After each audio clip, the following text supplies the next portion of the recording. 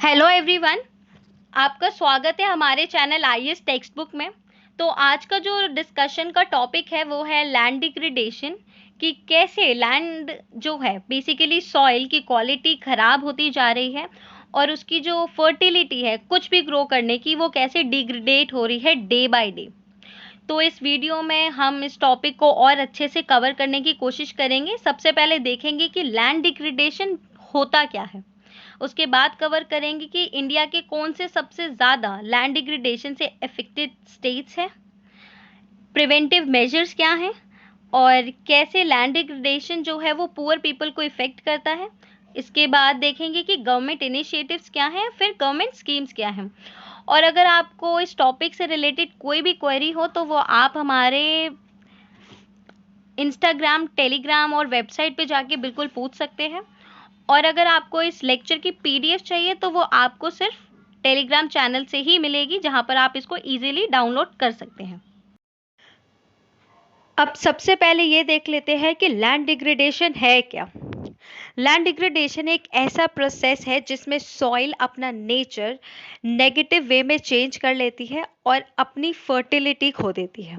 Means अपनी productivity खो देती है और साथ ही साथ उसकी जो क्वालिटी है वो खराब हो जाती है।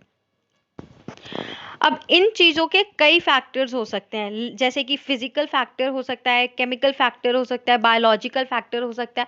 फिजिकल फैक्टर में आप क्या आ जाएंगे, जैसे वाटर इरोजन लगा लो, अर्थक्वेक्स हो गए। वाटर इरोजन फॉर सपोज कि जैसे एक स्लाइड पे लैंड है और अगर बारिश तेज होती है तो जो टॉप सॉइल है वो पूरी तरीके से ढह जाती है। और आपके अर्थक्वेक हो गए, अर्थक्वेक भी एक मेन रीज़न हो सकता है फिजिकल फैक्टर का। उसके बाद आपके केमिकल फैक्टर्स आ गए कि कैसे पेस्टिसाइड, फर्टिलाइज़र जो सॉइल की फर्टिलिटी है वो केमिकली ख़राब कर देते हैं। बायोलॉजिकल फैक्टर, ओवर पॉपुलेशन हो सकता है इसमें। तो ये कई फैक्टर्स हैं जो लैंड डिग्रेडेशन को काफ़ी हद तक प्रभावित करते हैं। तो कॉजेज़ की बात कर लेते हैं कि मेनली लैंड डिग्रेडेशन के जो मेन कॉजेज़ हैं वो क्या हैं। तो पहला आपको स्क्रीन पर दिख रहा होगा अर्बनाइजेशन। अर्बनाइजेशन एक रीज़न हो सकता है, जैसे हम शहरों में आके बस जाते हैं और अपना जो वेस्ट है वो बाहर फेंकते हैं, तो जिसकी वजह से वेस्टेज ऑफ लैंड तो हो ही जाता है। या कोई फर्टाइल लैंड हो तो वो भी डिग्रेडेट होना स्टार्ट हो जाता है। उसके बाद है आपका increase of population. Population increase होती है, ये भी एक मेन रीज़न है। पॉपुलेशन इंक्रीज होने से जो फार्म फार्म में जो बेसिकली जो डिमांड है क्रॉप की वो इंक्रीज होती है पॉपुलेशन से, तो जो फार्म में फर्टिलाइजर और पेस्टिसाइड है वो भी एक्सेस अमाउंट में डाला जाता है, जिसकी वजह से क्या होता है, जो टॉप सॉइल है वो डिग्रेड होना स्टार्ट हो जाती है। तो उसके बाद है आपका सॉइल कंटैमिनेशन या कंटैमिनेटेड वाटर। गंदा पानी डालने से भी जो क्वालिटी है सॉइल की वो बेकार होने लगती है।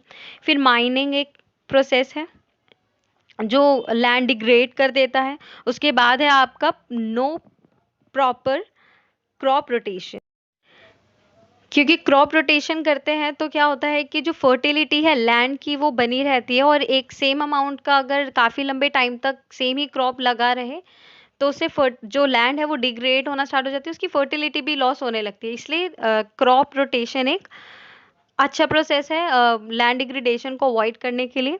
उसके बाद है आपका ओवर ग्रेजिंग, फिर है आपका लार्ज स्केल इंडस्ट्री सेटअप, फिर है आपका over use of resources, deforestation, over irrigation जो है वो भी एक मेन फैक्टर हो सकता है, क्योंकि ओवर इरिगेट कर देते हैं अगर फार्म को तो उसकी जो सैलिनिटी और एल्कनिटी है वो इंक्रीज हो जाती है, जिसकी वजह से लैंड जो है वो अपनी प्रोडक्टिविटी खोने लगता है। फिर है over shifting cultivation. Shifting cultivation में भी एक मेन फैक्टर हो सकता है, क्योंकि जो लैंड है उसको हम जला देते हैं, फिर उसके बाद लोग जो है वो कहीं शिफ्ट हो जाते हैं, तो जलाने से क्या होता है जो टॉप सॉइल है वो टोटली डिग्रेड हो जाती है। उसके बाद है कंस्ट्रक्शंस ऑफ डैम।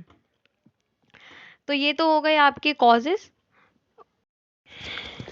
तो अब बात कर लेते हैं कि स्टेट्स क्या है मेजरली जो लैंड डिग्रेडेशन से इफेक्ट होते हैं। तो जो लैंड डिग्रेडेशन का मेन रीज़न है इरिगेशन, वो कौन कौन से स्टेट्स में सबसे ज़्यादा इफेक्ट करता है, वो है पंजाब, हरियाणा, वेस्टर्न यूपी। जिसकी वजह से वाटर लॉगिंग हो जाती है, इरिगेशन ओवर हो जाती है तो वाटर लॉगिंग होने लगती है, जिसकी वजह से सैलिनिटी और एल्कनिटी जो है सॉइल की वो इंक्रीज होने लगती है।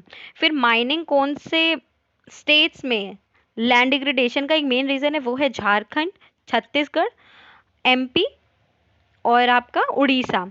माइनिंग के लिए आपको डिफॉरेस्टेशन करना पड़ता है, जिसकी वजह से लैंड जो है वो वैसे ही डिग्रेडेट होना स्टार्ट हो जाता है, क्योंकि वो अपनी प्रोडक्टिविटी खोने लगता है।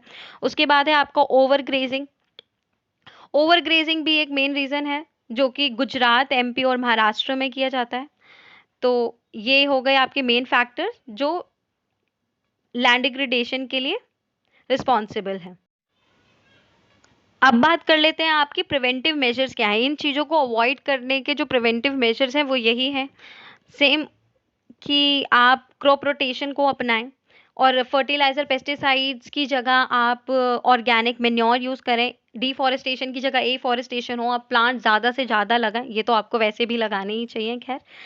और उसके बाद है आपका कंट्रोल ऑफ माइनिंग हो, माइनिंग पे कंट्रोल होना चाहिए। उसके बाद proper management of irrigation, irrigation over में ना हो, तो प्रॉपर उसका मैनेजमेंट हो। उसके बाद है आपका नेक्स्ट है आपका लैंड डिग्रेडेशन, जो कि पुअर फैमिलीज को कैसे इफेक्ट करता है, उनकी लाइवलीहुड पे बेसिकली कैसे इफेक्ट करता है।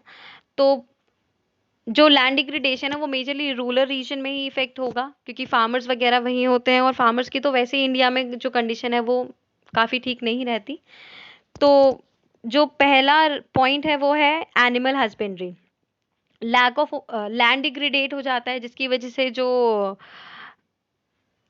फॉडर और फॉडर जो होता है वो अवेलेबल हो नहीं पाता एनिमल्स के लिए, तो लैक ऑफ ग्रेजिंग हो जाता है और फिर जो एनिमल हस्बेंड्री वो वैसे ही रिड्यूस होने लगती हैं। उसके बाद है आपका agriculture. Farmers who depends on agriculture suffer lot in the crop failure and low productivity होती है, जिसकी वजह से जो है आपकी एल्कनिटी और लैक ऑफ ऑर्गेनिक मैटर्स। फिर है आपका क्लाइमेट चेंज। क्लाइमेट चेंज भी एक आपका लैंड डिग्रेडेशन का एक काफ़ी मेन फैक्टर है, क्योंकि लैंड डिग्रेडेट होता है जिसकी वजह से जो रेनफॉल है वो प्रॉपर अमाउंट पे हो नहीं पाती। तो जो रेनफॉल होगी नहीं तो वो डायरेक्टली वैसे ही फार्मर्स को जो है इफेक्ट करती है, क्योंकि उनकी जो क्रॉप प्रोडक्शन है वो सफिशिएंट अमाउंट में हो नहीं पाता। फिर है आपका नेचुरल डिजास्टर्स हो गए, अर्थक्वेक, फ्लड आ जाना, लैंडस्लाइड्स हो जाना, तो ये भी जो है वो पुअर फैमिलीज को इफेक्ट करता है काफ़ी। फिर है आपके गवर्नमेंट इनिशिएटिव्स क्या हैं।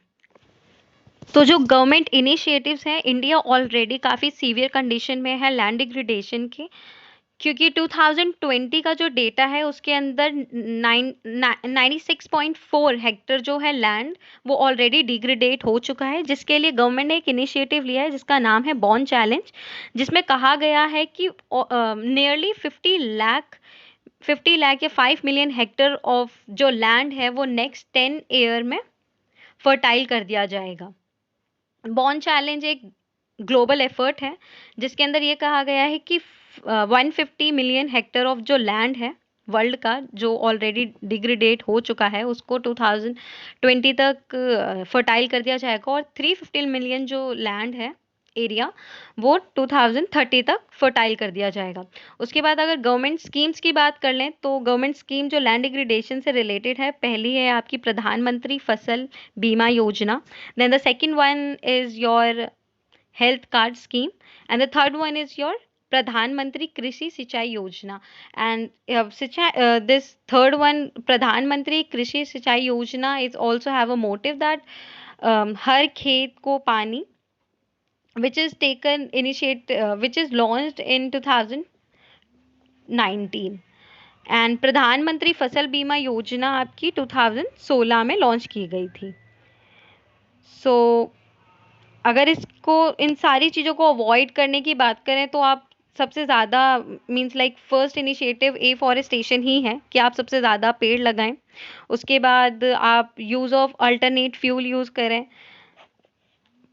उज्ज्वला योजना was a positive steps toward this, जिससे लैंड डिग्रेडेट कम होता है, क्योंकि लोग लकड़ियाँ कम काटते हैं, पेड़ कम काटते हैं। तो Ujjwala Yojana is a good step for this. And the third one is your prevent overgrazing, overgrazing खत्म हो। उसके बाद आपका third one is your sustainable agriculture, farmer must be aware for the chemical fertilizer, कम से कम chemical fertiliser use हो, और ऑर्गेनिक जो ऑर्गेनिक मेन्योर जो होते हैं आप उसकी तरफ स्टेप इंक्रीज करें। So this is all. Thank you so much for watching this video. अगर आपको लेक्चर पसंद आया हो तो आप इसे प्लीज़ से लाइक करें, शेयर करें अपने दोस्तों के साथ।